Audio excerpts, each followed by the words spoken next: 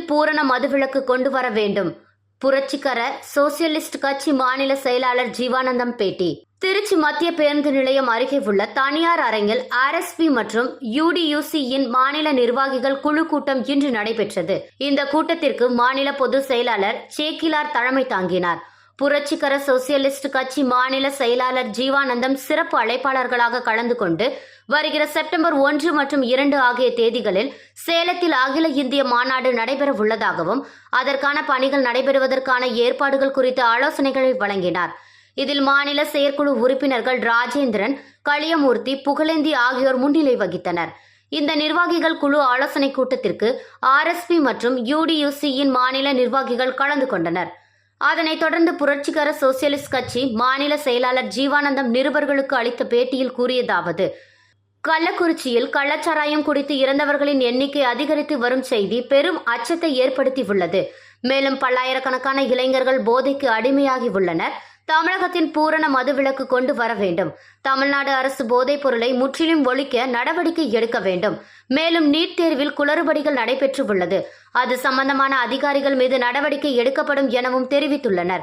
எங்களை பொறுத்தவரை நீட் தேர்வை ரத்து செய்ய வேண்டும் என்பதுதான் எங்கள் கோரிக்கை என தெரிவித்தார்.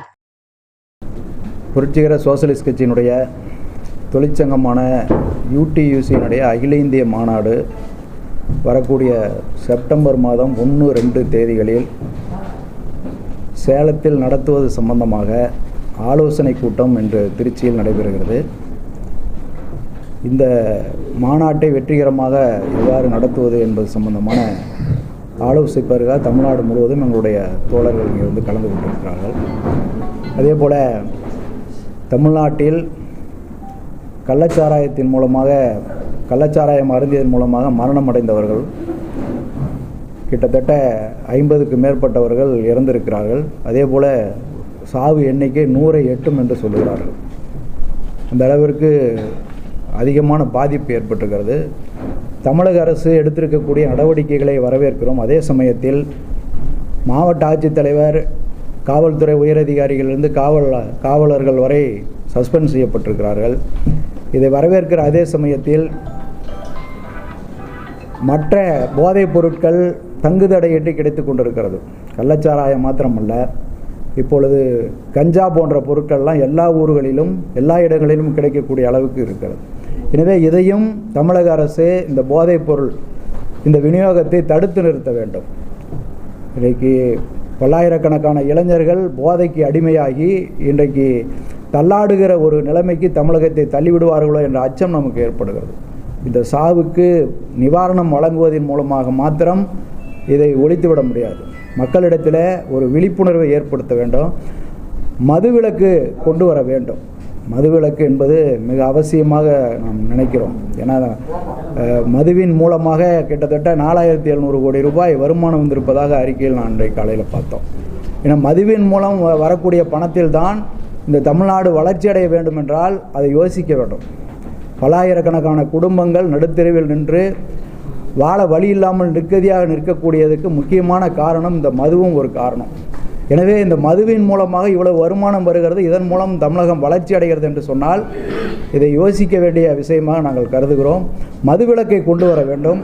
தமிழக அரசு இரும்பு கரம் கொண்டு இந்த கள்ளச்சாராயம், இந்த கஞ்சா போன்ற போதைப் பொருட்களை எல்லாம் தடுப்பதற்கு நடவடிக்கை எடுக்க வேண்டும் என்று புரட்சிகர சோசியலிஸ்ட் கட்சியினுடைய தமிழ்நாடு மாநில குழுவின் சார்பில் நாங்கள் கேட்டுக்கொள்கிறோம்.